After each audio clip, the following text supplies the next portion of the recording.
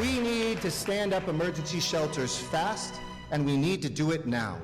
Shelters that serve as a rest stop on the path to permanent housing. Which is why today I am proud to announce the next step in our plan to get homeless people off of LA's streets, an effort I'm calling A Bridge Home.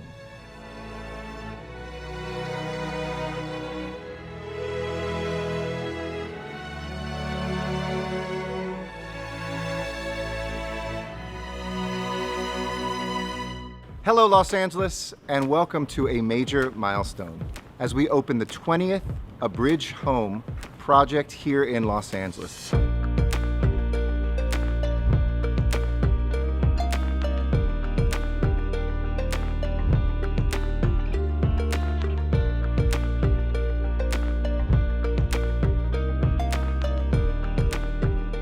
These Bridge Home facilities are the solutions to homelessness and to have some roots out of homelessness for Angelenos who are experiencing life on the streets and in cars and in shelters that don't provide solutions.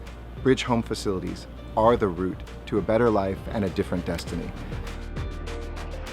People don't want to live in a tent. They don't want to live on our sidewalks, and they shouldn't have to. We hope that more people will have access to these types of shelters and we're able to bring people inside. I want to introduce you to Ken Kraft. Ken and Lori Kraft are literally the hope of the Valley. They have started many years ago the Hope of the Valley Rescue Mission, and now with 3 different facilities in Councilmember Krikorian's district are being able to expand their services, expand the hope that they're giving to folks, and I'm so grateful to them for being a blessing to this city. In just a moment, we're going to go inside and you're going to see 100 beds. For many people, that's all you're going to see. You're going to see a bedspread, and a pillow. That's not what I see. With every bed, I see possibility. I see potential. I see hope.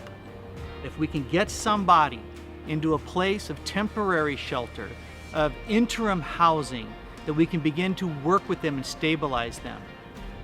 And so facilities like this are not a landing pad, they are a launching pad.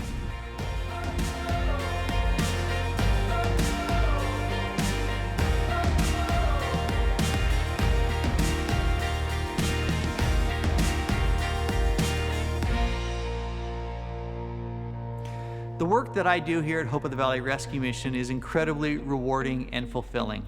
As a matter of fact, recently, a couple days ago, I put out a request for volunteers to come help make all the beds. There's 100 beds here. Well, the day we were putting them together a couple days ago, a family showed up. And the family said, "Do you remember me?" And I said, "Of course I remember you." And it was a family that came to me when they were homeless about 8 years ago. And they were helping to put the beds together. And before they left, they said, "Listen, our son wants to give you something."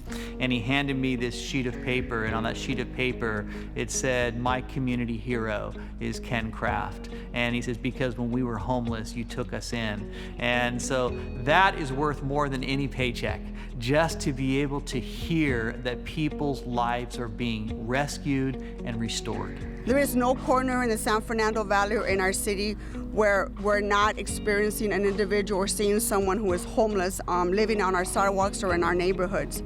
The community has been incredibly supportive and they want to find solutions to this crisis, and I'm very proud of my constituents and I'm very thankful for them for being so supportive and always willing to be part of the solution. The benefits of the Bridge Home housing projects, first and foremost, it allows individuals to get off the streets and stabilize their lives while we are working to get them into permanent housing. What this means with this opening is that 100 more Angelenos can lay their heads down each night. Joining together with the other Bridge Homes, we almost have 1,600 beds. It's 1,597 to be exact, that now will be open in the city of Los Angeles. And that's just 1,597 at any given time. We hope as we move people out in a matter of months from here to permanent solutions that another 1,597 people can go through. So each year, thousands and thousands of more people can come off the streets of Los Angeles. We want to make sure that this is just a pipeline for you to get the services that you need to hopefully get you back on your feet and then permanently house you so that you don't ever have to end up on the streets. That's the end goal. The end goal here is to get people off the streets as soon as possible, connect them to services, and then connect them to a permanent solution for their housing situation. We want everybody housed at the end of the day. When somebody comes here, they'll have access to mental health services, they'll have access to substance abuse counseling, job training, vocational training, job placement.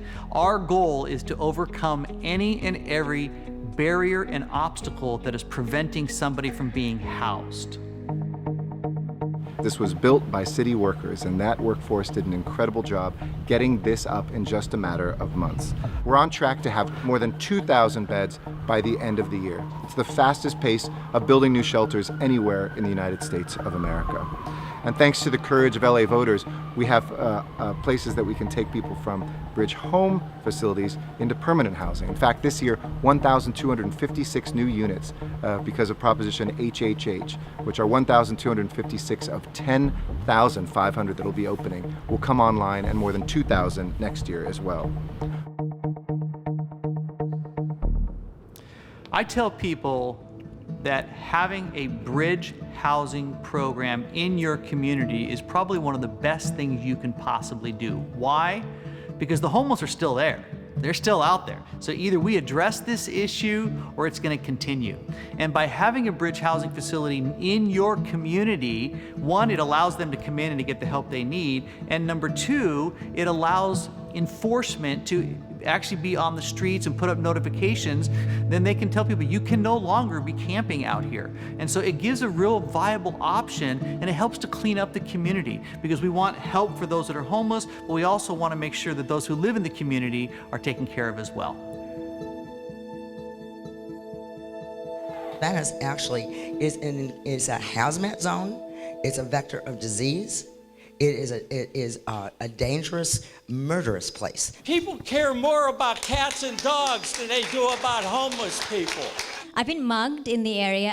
My daughter and I have been harassed. Frankly, I was a little disheartened by what I saw here tonight, which looked like a lot of angry white people holding torches. What about people that are living in homes, that are working, that now homeschool their kids, which is me, because they don't want their kids to walk past people shooting up in the streets? I cannot get a single sanitation anyone to come and help us clean up all the feces and all the pee and all the needles. Housing is a human right. I will say it again. Housing is a human right. Why not find city-owned lots, put the mobile showers there, put up a barbecue, put up some solar arrays and some shelter, and move the encampments to a more decent living scenario where the people can find their dignity, and then the homeowners and residents don't have to live amongst this. Why don't you do that? Oftentimes I hear community members that are highly critical of government and our government leaders. And I want to say this. As a leader of a nonprofit organization, I have the privilege of working with the mayor, of working with city council members, of working with state assembly members. And I personally could not be more proud than to work with these individuals and to be part of the solution. And I see their hearts, and they are working hard to address a very complex, critical issue in homelessness. And so let's stay the course, and I think ultimately we're going to get the victory over this. Across LA, communities are saying we are each other's keeper, that we do have to reach out and find the humanity of people that are living on the streets and reconnect them with their own humanity as well.